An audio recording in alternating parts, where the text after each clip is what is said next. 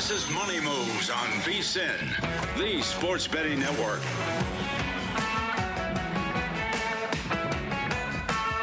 Welcome back. It is hour number 2 of Money Moves here on a Thursday. Femi Abebefe, John Von Tobel, hanging out with you guys at the Circa Resort and Casino in downtown Las Vegas. 1 hour down, 1 hour. This is a quick show, man. I'm used to grinding, dude. Doing VSiN primetime, 4 hours. Yeah, here this. I mean, it's kind of a grind with Stormy's here, but this is going by pretty quickly. We love you, Stormy. Look, this has been fantastic. I think the first hour was great. We got a religious joke in already. That's always a good thing. I think this is absolutely fantastic. And going back to our old shows and religion, Tommy Fleetwood's on the course, one of my old good ones back in the day, too. So, as we like to call him, the Western interpretation of Jesus, out there on the fairway, getting it done. So it's been a good first hour, and I'm very much looking forward to what the next 59 minutes bring.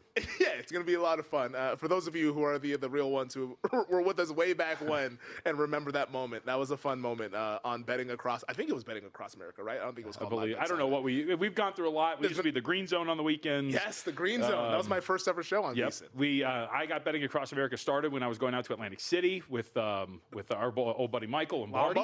Yep. I shocked Kelly Bidlin the other day when off the air. I told him because that year we were going out there, I like to say that I watched Andrew Luck's final start, which was in the divisional round against the Kansas City Chiefs, in Michael Lombardi's living room, and that blew Kelly's mind that he had been here that long and that Michael Lombardi was with us when Andrew Luck was still playing. VSiN's been around for a while. And after the L.A. Super Bowl, or during the L.A. Super Bowl, that'll be our 10th Super Bowl, so very much looking forward to that. But it's only April 2nd, so let's pump the brakes on that stuff. Well, we're not going to pump the brakes on the National Football League. We're not doing that because we get news every single day. Natural segue. With the National Football League, right? It's a real professional over here. At least I'm trying to be. The Las Vegas Raiders earlier this morning signed veteran quarterback Kirk Cousins to bolster their quarterback room, which we believe in a few weeks will be also bolstered by the drafting of Indiana quarterback Fernando Mendoza with the number 1 overall pick. You say maybe. I say this signing for Kirk Cousins, though, is interesting because based on the numbers here, and Adam Schefter broke it down, the sticker shock 5-year, $172 million is actually 1 year, $20 million fully guaranteed. But, of course, you get the sticker shock because it's an NFL contract. But the real money, $20 million on a 1-year deal. And it's interesting because Kirk Cousins was a highly sought-after man. I mean, Sean McVay was pretty much twerking at the league meeting saying, come sign with the Rams. We want you to be the backup for Matthew Stafford. But Kirk Cousins chose the Las Vegas Raiders, maybe for no state income tax, but also maybe because he believes he's going to be the week 1 starter for the Silver and Black. Yeah, that's the rumor that is being thrown out there, that they would like to bring Fernando Mendoza on slowly and that you would allow Kirk Cousins to start the season. I mean, they kind of said it, though, didn't they? Kubiak at the league meetings? Yeah, but they also said before they traded Max Crosby that he was a member of the team, and then they flipped him to Baltimore before he got then subsequently traded back. So I don't know if I really trust everything that they're going to say. And I'd also say that if you talk about it, like, the greatest laid plans of mice and men, right? You could plan on going out there and saying, yeah, Fernando Mendoza, we're not going to play you to start the year. But then if you get into camp and you're watching him run circles around Kirk Cousins, and you're like, all right, well, then maybe we should just probably start Fernando Mendoza. I think there's certainly a possibility that that is the case. So I think right now, the hope is probably there, but if Mendoza hits the ground running, rumors abound that he's already got the Raiders playbook, whatever that means. I think that this is probably the plan, but I also think there's plenty of room to sit back and go, look, man, it's essentially a 1-year deal. Even if we just want to make him our backup and Fernando Mendoza is a guy from the start, let's just do that and see how it goes. So I think right now that's initially what they're looking to do, but I think things change. So I guess the reason why I believe, I'm taking them at their face value, saying that Kirk Cousins, is the guy they wanted to bring in, and also saying that they wanted to bring on the quarterback slowly. They can't specifically say Fernando Mendoza, but that's who they're talking about, if we're all just being realistic about the whole thing. I believe it because I'm not so sure Fernando Mendoza is like the slam dunk, number 1 pick. Yeah, are you allowed to say that? I'm allowed to say it in Las Vegas. Yeah, my zip code's Vegas. My area code is not. Shout out to the 425 Everett, Washington. But I think Fernando Mendoza's good. I don't think that he's like Andrew Luck, who we were just talking about, saying, wow, that guy Andrew for Luck. Sure. Yeah, I know it's your boy. It's your boy. It's not Carson Wentz. No, it's not Matt Ryan. Oh. Andrew Luck. What happened to Gainesville's very own? Do you want to get into that? Oh, GVO, yeah. Rapping out in front of the Chevron. I watched that music video like 10 times. We're talking about Anthony Richardson, who goes by his rap alter ego, GVO, Gainesville's might very be own. rapping at this point. I believe it was a Chevron that he was filming his first music video in front of. God bless him. But he is not this in my opinion, and I'm not an NFL scout, I'm not an NFL general manager, no, I'm not any of that stuff. But I have eyeballs. I watch college football, and we all take it in. And while he was very good, Heisman Trophy winner, watching him, I did not see, that guy's a franchise changer immediately. And I could see how the Raiders would say, hey, let's slowly bring him along, as opposed to throwing him out there as they're still trying to patch up this offensive line that's now improved but still needs a little bit of work. Yeah, I mean, I agree with you. I mean, especially doing local work out here, and you would assume that they were getting Andrew Luck the way that this is being discussed in both local media circles and from fans around the Las Vegas Raiders. I do think that there is a greater chance than I think many believe that this is maybe even a miss for the Raiders, but we'll get to that bridge winning if it comes. So I think it makes sense that if you're a team, because the Raiders have always tried to do this, as I always say, the old cliche, they're trying to build the plane in the air. They're doing it all the time. And so this is a way to do that while also still messing around with the rebuild. Get Kirk Cousins, put him out there under center in week 1. He's familiar with the offense, had 3 years in it with Kubiak when he was out there with Minnesota, so there's a familiarity aspect of it. Obviously, while he's starting games, helps Fernando Mendoza ingest the playbook, get ready to go, and all the intricacies of it. So I understand every aspect of this strategy. When I was out in the Super Bowl, actually, for local, we got to talk to Kirk Cousins a little bit, and he really did talk a lot about the playbook, and that was kind of the expectation, even at that point, that eventually he was going to land in Las Vegas. All of it makes sense. So I'm with you. I would ask you, if you assume, and if you are correct, that the quarterback depth chart looks like that Kirk Cousins 1 and Fernando Mendoza 2, and given the improvements they made along the offensive line, this wind is crazy out there in Kansas City. Can't even see the game. Would you be willing to look at the Raiders as a team that would potentially go over the win total? We still don't know the order of their schedule, but we do obviously know what the opponents are going to look like. Yeah, I'm looking at it right now at DraftKings. The win total is 5.5, juiced over, minus 140. I think there's enough talent on that roster with the additions that they've made. And I guess it's hard because, how many games am I going to get of Kirk Cousins? If you told me it was full 17, I would bet the over, no brainer. Okay. But if you said this is going to be 6 games, it's going to be 4 games, then it's Mendoza. Right. I don't know what Mendoza is at the NFL level. We're all going to learn that on the fly. So the win is always Stormy and I got into arguments about it last year about Jackson Dart. She's like, well, you start him when you're ready. And I'm like, well, what happens? There's the microwave ding, and you're like, I'm ready. Yep, here we go. Fully baked and awesome. It's not like a cake. You can't stab a knife in the middle of it and see, all right, we're ready to go. I don't understand that aspect kind of just of throw it. him out there. So I'm with you. And we should also point out, look, Kirk was fine at times, but Kirk Cousins as well.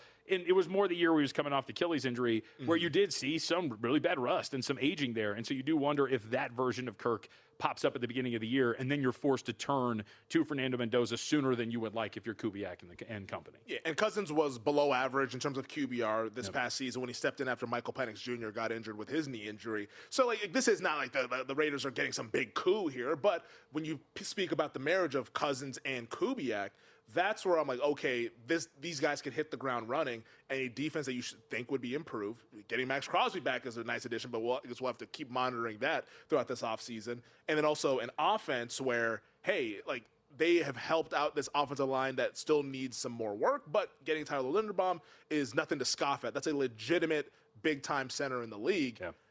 I think they're headed in the right direction, and in terms of a short-term success, why can't they go 6-11 with Kirk Cousins, which is all you need to go over 5.5 at minus 140? I'd throw out there too. I think you could probably do a little bit better if you're Las Vegas.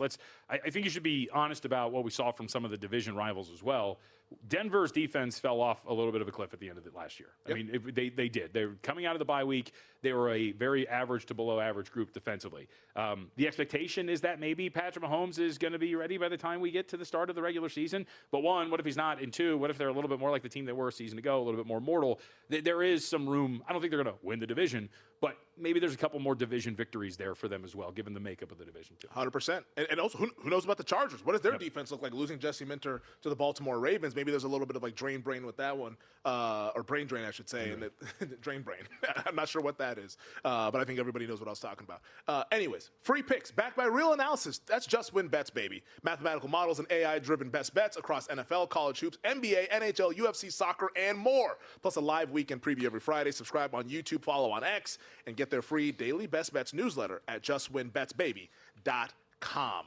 That's not the only NFL story that we have going on right now. The Los Angeles Rams wide receiver Puka Nacua, this is one that broke last night, checking himself into a rehab facility. Now, according to his attorney, Puka has been in the rehab facility since early March. This is just news that has now come out. The attorney put this out after Puka Nacua was issued a temporary restraining order from a young woman with the allegations that he bit her on New Year's Eve. And there are photos out there, TMZ, etc., that has stuff out there. Obviously, like from a personal standpoint, hopefully Puka Nacua is on the straight and narrow and he is getting the help that he needs. But how does that factor into, from a betting side of it, from a sports side of it, what you make of a Rams team that is your Super Bowl favorite? This is the team that the betting market, at least early in the offseason, is saying most likely to hoist the Lombardi Trophy on their home turf. I mean, it sounds cold and callous, but probably absolutely nothing, right? I mean, Yeah. I don't think nothing has transpired that would make you think the league is going to step in some sort of punishment. And if it is, it's probably going to be a somewhat light punishment as well, given the track history of the National Football League and what we're looking at here. So I would assume the only thing that maybe you're worried about is if you wanted to dabble into Offensive Player of the Year markets again with him. Yeah. He was very close to winning that last season. But if you can't trust availability or anything like that, maybe, if anything, a small punishment, a game or something coming down, that could potentially hurt you. But I think for the most part, you're not running to fade the Rams, go under a win total or anything like that. And also, too, like to your point with Offensive Player of the Year, I mean, even if he plays all 17 games, I don't think he's the most well-liked guy in the league. Yeah. I think that's another thing that you have to factor in when you're dealing with humans who are deciding who wins these awards. But that's the National Football League. We have a fun Saturday on deck with the Final Four as we're down to the final stretch of college hoops, and it's a great time to stay on top of every bet. With VSiN Pro, you'll get the daily best bets, real-time betting splits from DraftKings and Circa, AI-powered prop tools, matchup analysis, plus 24/7 video, so you can see this whole shenanigans live in effect. The Final Four matchups are covered on VSiN.com with expert previews, best bets, betting trends, etc. Start today, $9.99, or save 50% off an annual subscription. So you're listening to this podcast because you want an edge. But what if I told you you're only halfway there? You've got the mindset. Now it's time to get the toolkit to match. Here's the thing. Pro bettors spend thousands on data and tools, but what they don't want you to know is that you can get the same edge for a fraction of the cost with VSiN Pro. VSiN Pro gives you access to expert picks, public betting data, prop projections, powerful tools, analytics, and more. Just tap the link in the description and see why thousands of bettors are already using VSiN Pro to cash more bets.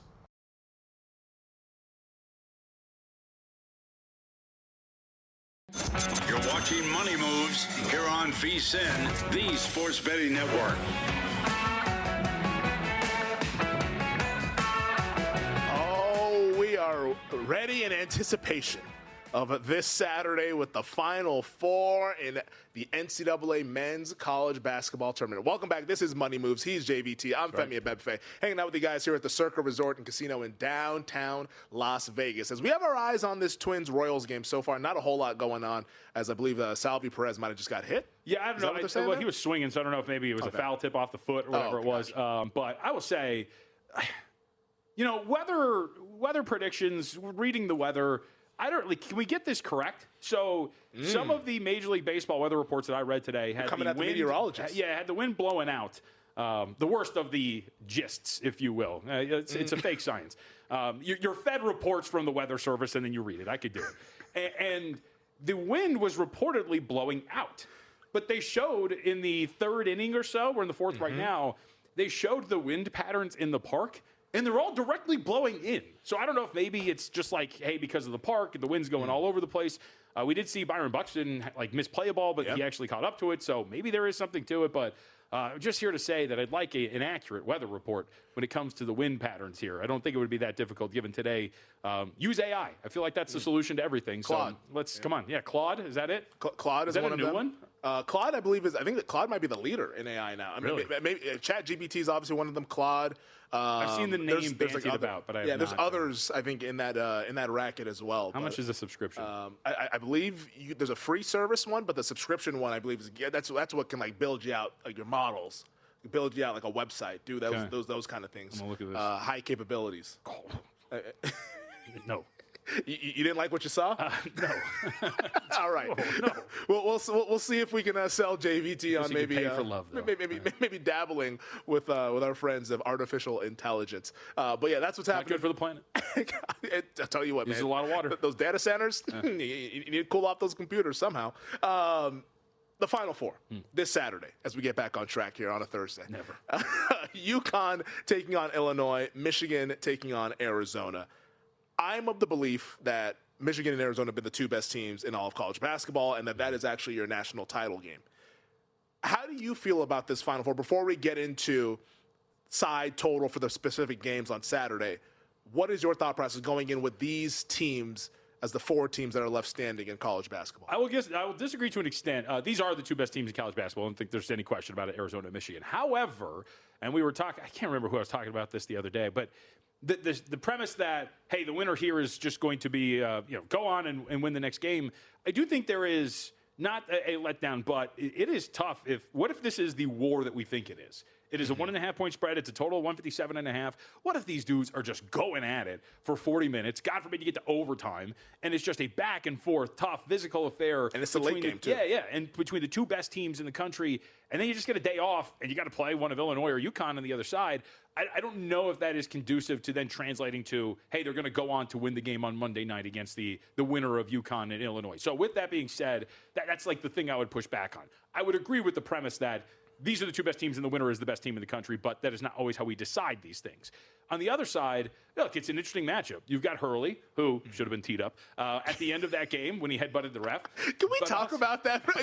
His jacket is hanging off, and he's like in the ref's face, like, what do you want to do, man? Like, come on now. I love him. But I also simultaneously can acknowledge he's nuts. I will ask the question: if there was 16 minutes left in the game, is he teed up there? Hell yes. Of course he is. Of course he is. Anyway, he should send that ref like a fruit basket for being like, "Hey, thanks for understanding the moment." That's a can of worms because I don't know who tweeted it out. I think it was Seth Davis. Apparently, it's his friend. So that's a whole other aspect of things. But anyway, got your good old buddy officiating. Imagine being a ref and being friends with Dan Hurley. Right. Anyway, for this game, there's obviously a ton of intrigue here. UConn and the run they've been on from an ATS standpoint in the NCAA tournament have been absolutely fantastic. Obviously, we go back a few years here. Hurley's been great. And the upside of Illinois offensively, and I'll disagree with Greg on something a little bit here too. I get the overall aspect of, hey, shooting a bunch of threes in a cavernous spot like Lucas Oil, maybe that's not really conducive to success. But I like the paint-by-numbers approach. So, in other words, if we're taking 50% of our threes, for Arizona, for example, Arizona takes just a quarter of their shots from beyond the arc. Yep. So, if I'm really limiting my sample size of three-point shots that I'm taking, and I have to feel the negative effects of a football arena, that's dangerous because maybe we're going to have an awful shooting day.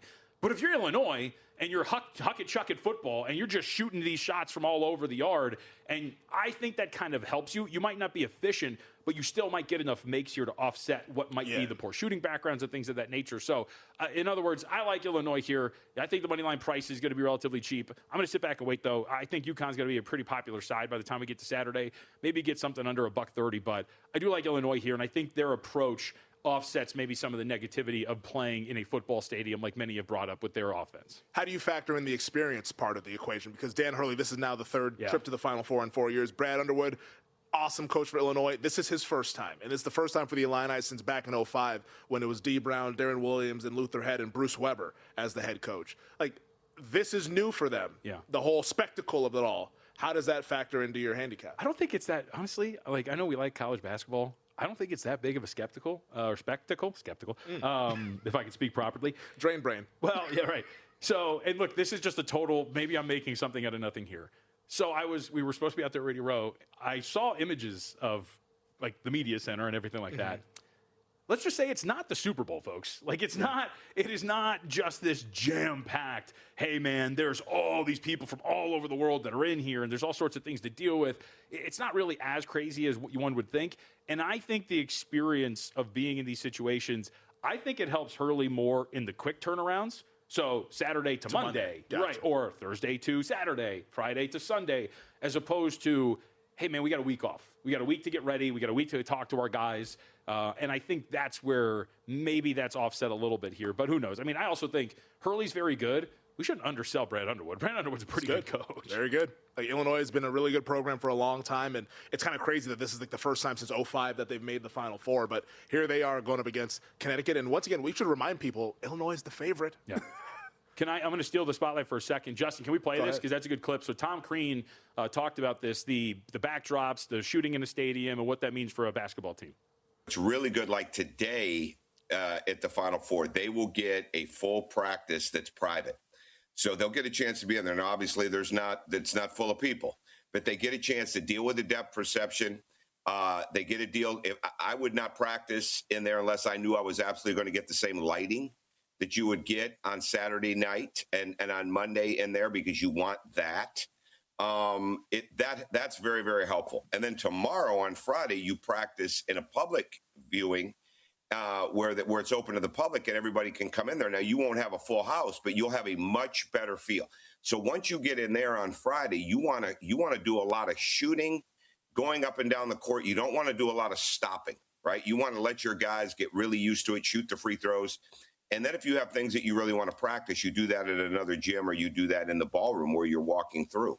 And then Saturday, you'll get another chance to be in there before the games. So you're getting 3 opportunities to be in there. Now, does that change things? No, but it helps build confidence. I think it helps. That's fair. Yeah. But also, like, you can prepare for all of that stuff, but it's still not the same as Saturday night, crowd is there, now we're playing for keeps. So, like, I get it. Like, it's great to go through that stuff. And I didn't know all that stuff, that they have a practice before people are out there. Because, like, we all know, like, the Friday media day and everything. And, like, that's when all the cameras are there. And I think ESPN used to have coverage for that Final Four Friday and, like, kind of, like, talk to the players, et cetera. But it's good for them to get out there. But, you know, it's still not the same. You know, it's just hard to replicate game speed when it's not actually a game. Yeah. I mean, absolutely. We'll see. I mean, look, at the end of the day, we're going to do what we always do as talking heads and whatnot, which is if Illinois shoots the ball poorly, it's going to be the sight lines. You shouldn't have taken so many threes. And if they shoot the ball relatively well, then we're not really going to talk about it. We're going to move on to the national championship game. 100%. It's cavernous season. That's what it is. I love that that's the word that we've all decided. Cavernous arena. There's some synonyms for that. We got to get some better ones here. We really do need to mix it up a little bit as a collective, all of us in media. I will try to be better as well. I like vast. Vast is a good one. Yeah, Mitch used another good word the other day. I'm a fan of bloviate. That is a very good one. That is a good word. Get paid to do that every day. Yeah. Hey, everyone's got bills, right? Yeah.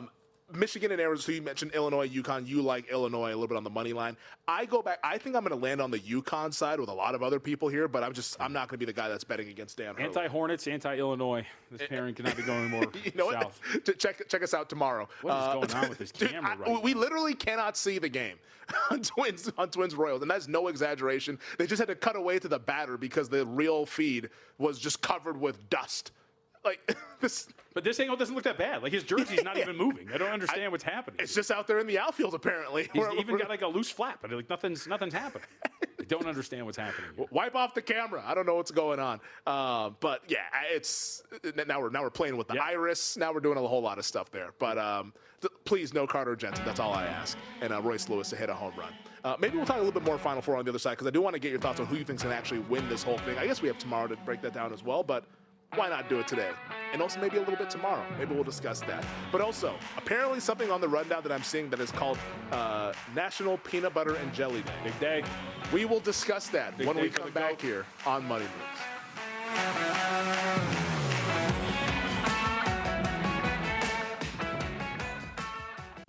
You're watching Money Moves here on VSiN, the Sports Betting Network. Hey, baseball season is here. Know how we know? Because we're watching the Twins and the Royals. But VSiN Pro just made it a whole lot more profitable with MLB AI player prop projections powered by Opta AI. We're giving you a data-driven projection for both hitters and pitchers compared directly to DraftKings lines so you know exactly where the value is. And every day, we break it all down into the top value plays and strong plays so you don't have to do any of the heavy lifting. Get access now with the VSiN Pro subscription at vsin.com/MLB props. Got Josh Bell at the plate. I love Josh Bell. He had a home run for me last night with a home run bet, which cashed for those of you who are watching VSiN Primetime. Make sure you check that out, 7 to 11 Eastern Time weekdays here on the network. Femi Abebefe, Jonathan Von Tobel, back with you guys at the Circle Resort and Casino here on Money Moves. Royce Lewis is on deck, and that's the guy that I need. But we still got a lot of baseball to go, so we're not even sweating this one out. I'm going to need you to explain to me, because I did not do the homework on this one. I'll tap the chest on that as well. That's the second time already in just a 2-hour show. Disappointing. National Peanut Butter and Jelly Day. Well, I just threw it in there. I mean, Well, I don't know. You know, they have all these national days and whatnot. My real question was just going to be like, is there a greater food item? I mean, that is. I think that is peanut the butter and greatest jelly. Yeah, it's the greatest of all time. Is this a trick question? What are you talking about? What do you mean? What am I talking? Like, peanut butter and jelly is just like a run-of-the-mill food item. That's what I mean, though. It's not versatile, but it is used in almost every single situation. Almost every single person in this world has probably had some iteration of a peanut butter and jelly. Its lasting effect on the food industry and our lives is up there with some of the best in the world. And I would argue that this is probably a GOAT food item that could be argued is the greatest of all time and should be appreciated as such. In terms of like popular cuisines, it is up there. In terms of quality, I will not say that it is up there. Like I think I will push it's not back about on quality. that. It's about just usage and Usage rate is high. It's reliance in your everyday life, all sorts of things. I'd put it up there with the French fry as well. You know, there's a lot of good vessels out there. We're not talking quality. I'm not going to put it up against like, you know, a bone-in porterhouse or whatever the hell. We're just talking about all facets. Why that voice? But all facets of life when it comes to food. The peanut butter and jelly on National Peanut Butter and Jelly Day should be recognized as one of the great vessels in the world. Tweet us at me JVT at Femi Abebefe at VSiN Live. What are the most high usage foods that are out there in the world? Like, talking about pregame, you're talking about pre-workout stuff. Yeah, PB&J is high usage. Time, all sorts of pizza, very high usage. Yeah, right. Yeah, it could be thrown in there. That could be part of the conversation as well. Are burgers high usage? I mean, that's probably somewhere in the pizza probably more high usage than burgers because pizza's communal. What beats out though those two is the fact that you can slap together a peanut butter jelly very easily. Very easy. Yeah. Is there anything easier that you can slap together? Like, I mean, I guess you're talking about like what? Now the microwave quesadilla is up there too, but you know that's just the microwave quesadilla. Just put that thing on the stove and just do your thing. You don't have to microwave it. Like Easy Mac. Yeah, we can go off the rails with all that stuff. But I'll give you the usage rate makes it to where we should recognize where its standing is on the food charts. But in terms of quality, that's where it loses me a little bit here. I can't remember the last time I had a PB&J sandwich, but I can say I have had one many a times in my life, as I think other people have as well. Is the mound messed up here in Kansas City? Is that what we got going on? They're trying to fix this thing up with, I don't know what the slippage problem is. But they are working on the mound right now. 1-0, top of the fifth inning, 3-1 count coming up here for Bell against Reagans. Yes. Our VSiN teammate, Ryan Hunter, tweeted us, said that he'll pass on the PB&J. But Ryan... Carbs are the devil. I was going to say stop. Ryan, come on, dude. Like, put yourself in the position of a normal human being first. Wow. Come on now. We know that you're very JVT svelte. calling Ryan abnormal. Yes. No, you're very svelte and everything, but a normal person who eats these carbs, I think it ranks a little bit higher. I'm not a big carb guy. Like, I like carbs. I don't love carbs. Like a really bready sandwich, no. Give me a decent amount of bread. Not like I don't need the bread to be like mountains high. Just like medium size. All we're talking about is slap together 2 slices of honey wheat with some. I was about to curse. some peanut butter jelly. Slap that some. That's what we're talking about, man. I appreciate it. 100%. National Burrito Day as well is what our producer Justin is telling us. Now we're talking. Like the usage might not be high, but in terms of quality. Like the burrito is giving you like it's. Saginaw's does have a very good breakfast burrito upstairs. Okay, I've not had it for a very long time. I've never had it, but I'll let you guess. I'm not a big egg guy, so I don't do breakfast burritos. You met like Matt Youmans? I hate eggs. Matt Youmans alleged very famously about a year ago that real men don't make eggs. Oh, me, real man. I agree with that take. What? Stop. How you going to get those gains, brother? Steak. The porterhouse that you were talking about. That's right. That's how I'll get the gains. Bone in. That's the only way we do it. Just skate on past that one, man. We would like to keep our jobs. The rest of today's MLB slate, though, as you're taking a look at it, light slate. Like we had the getaway day yesterday, then the weekend series will start coming up tomorrow. So we have the Braves and the Diamondbacks, the Mets and the Giants. Any bets for you in those 2 games, or just kind of maybe overall outlook of those teams early on in this MLB regular season? Yeah, so nothing really in Braves and Diamondbacks. I mean, morbidly curious to watch it.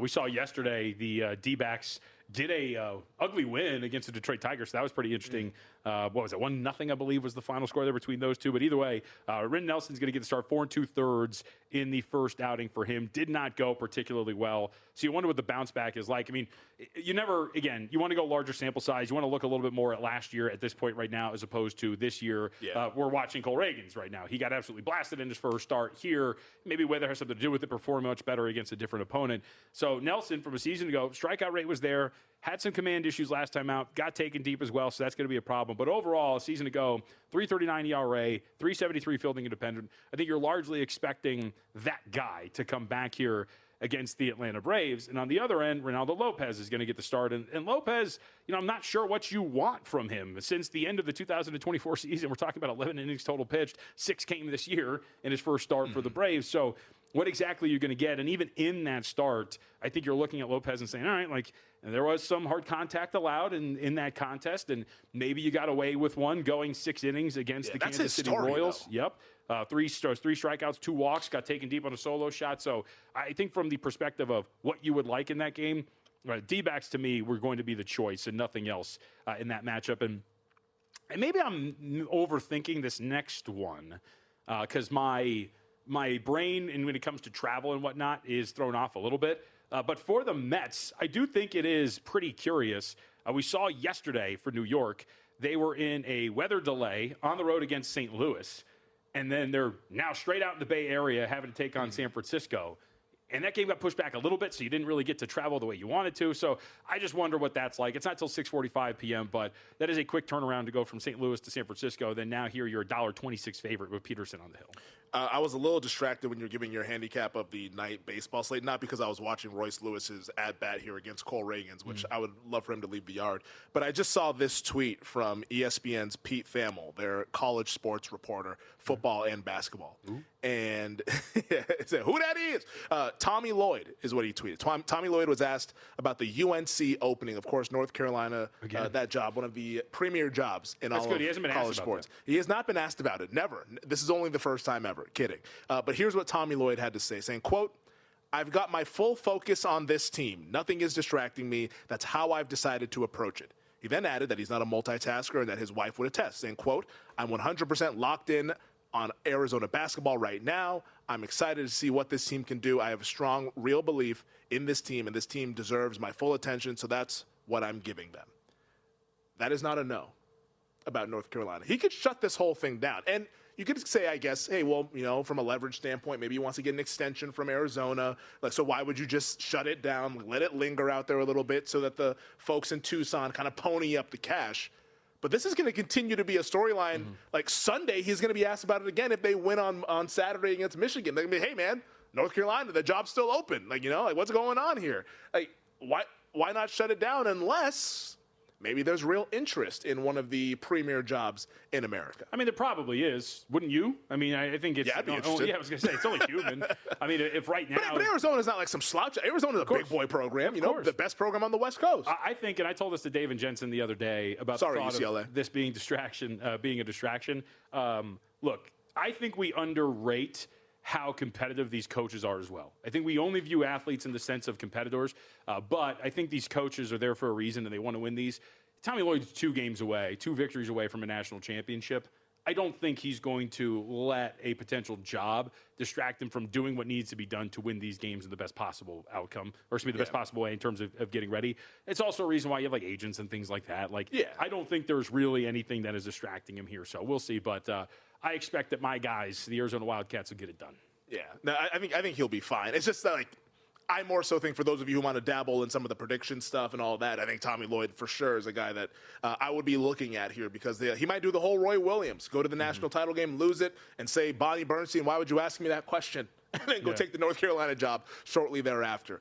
You can bet on stuff like this with our friends at Cut. You've got a group chat. You've got opinions. Now put your money where your mouth is. Cut is a social betting platform that lets you bet directly against your friends and other users on sports, politics, pop culture, even personal bets. Every bet is fully customizable and pre-funded, so nobody flakes when they lose. Plus, you get cash back on every single bet you make. Use promo code VSIN to get a 15% deposit bonus on your first deposit. Download Cut today at KUTT.com or in the App Store and use promo code VSIN. We wrap up the show when we come back.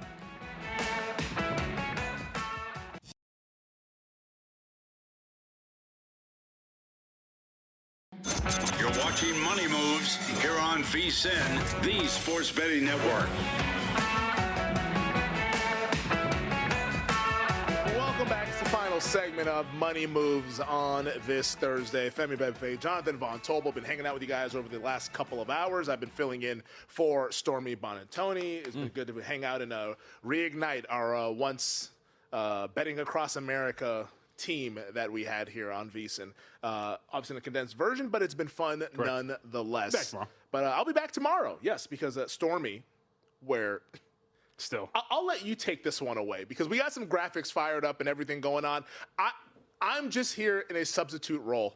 You let the folks know on what's been going on with our gal Stormy Bonantoni. Well, Stormy Bonantoni took a 2-week trip at a very, very good time when there's nothing really going on in the calendar across the world to the Philippines and Japan. She is out in Japan now. This is the Japanese week, if you will.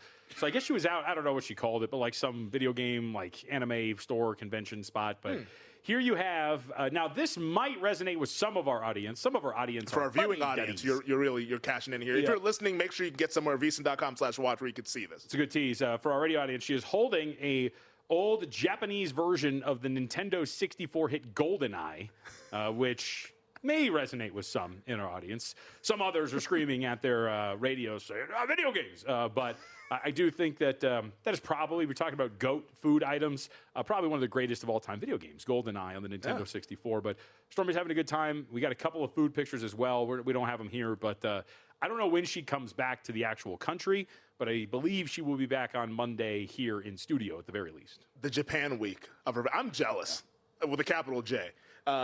So you said Philippines, then Japan? Correct. Anywhere else? Or those are just the two that they hit? I believe those are the two that hit. Never know, though. Well, tune in next month. It might be gone for a couple of weeks. I might be back here. Just kidding, Stormy. We love you. I'm happy to fill the seat while you're away. Can we put that graphic back up, though? Those of you guys in the back, just put the graphic back up because I really want to just point out on something. This is a really well-done graphic. Is this an in-house deal or was this Claude assisted? Like what did we do? Michelle made this one. Shout out to Michelle. Michelle is very talented. Who made this last year when Stormy was actually out on a 2-week trip to Italy. So there we go. So this is just it's a recurring bit here on Money Moves.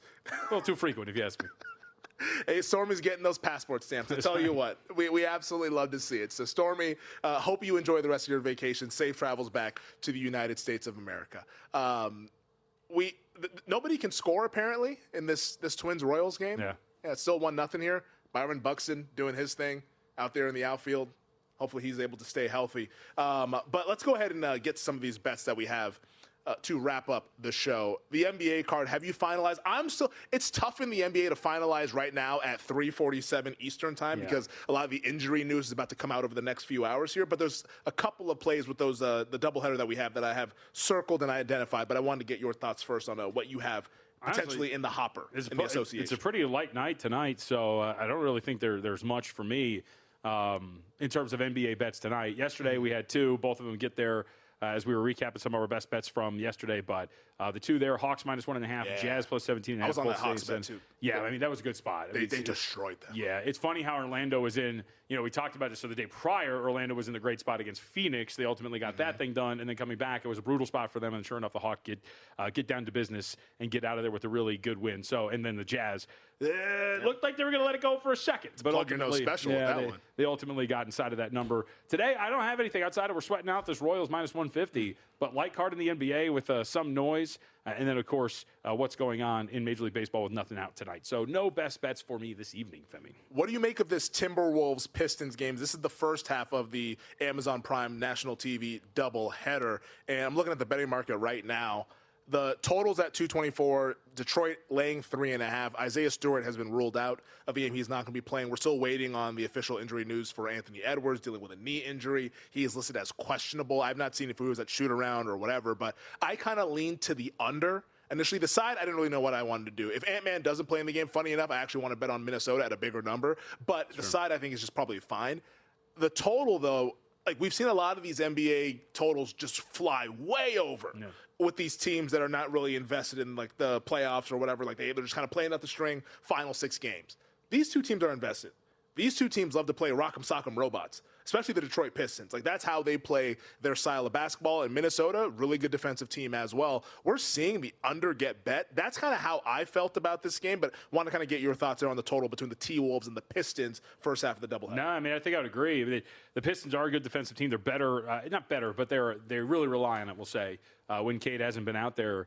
And I think they would play to that ability, especially in the minutes where Gobert's out there helping out this Minnesota team defensively. So I think you could pretty much see that. I also think, too, it should be pointed out, as we've kind of covered here, but should actually put some context behind it. This team is now 5-1 against the spread without Cade Cunningham since he's been out with that lung injury, and they've covered 4 straight. This has been a team that if you've tried to say, hey, they're not good without Cade, we're going to play against them, you have not been getting it done because they have been covering numbers left and right, including the other day as a 12-point dog pushing Oklahoma City to overtime. So this has been a group that has been pretty well coached. And zooming out, you do wonder what this run without Cade Cunningham, we talk about the spread numbers, overall 4-2 straight up. You wonder what this does for J.B. Bickerstaff's Coach of the Year candidacy when he's in a hot contest with Joe Mazzulla, because they have been very, very good without Cade since the injury. I think Bickerstaff wins it. I think that's what it does to him. And honestly, I think that Mazzulla's candidacy I hope you're wrong.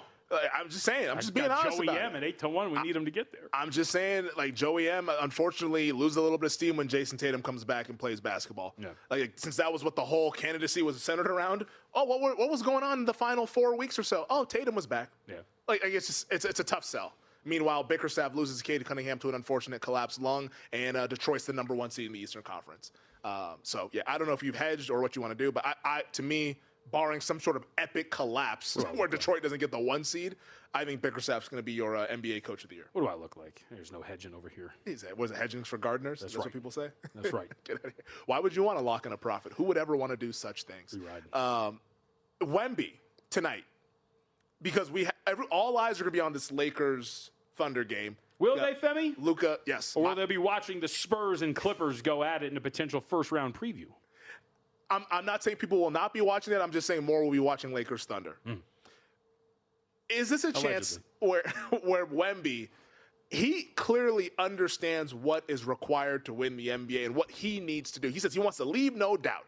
I've been looking around. I have not seen a prop yet on the Wemby points or a Wemby. Oh, sorry, I see right now 26 plus minus 109.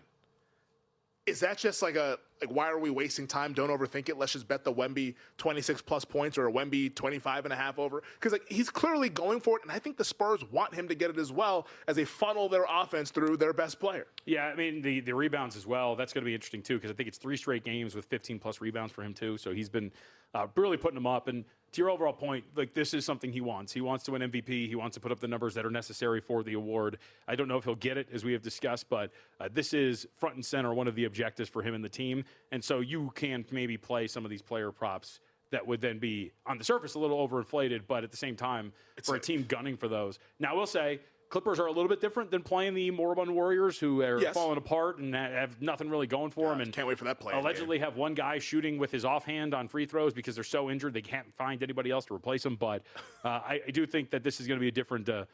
What's the Kobe Bryant meme, the old commercial? Different beast while also being a same animal. Like this is it for the Clippers. Catch a 3.5 at home. They've been very good with Darius Garland and Kawhi Leonard playing. A little bit of a wrist injury scare for Kawhi, but he's not an injury report tonight. So a little bit of a tougher opponent tonight against LA. Is that when Kanye West says, "What the bleep do you mean, Kobe Bryant?" Yeah. What does that mean, Kobe Bryant? What a time. Much simpler time. Kanye's doing well, isn't he? Hey, let's just we got about 90 seconds left. Let's get to the finish line here.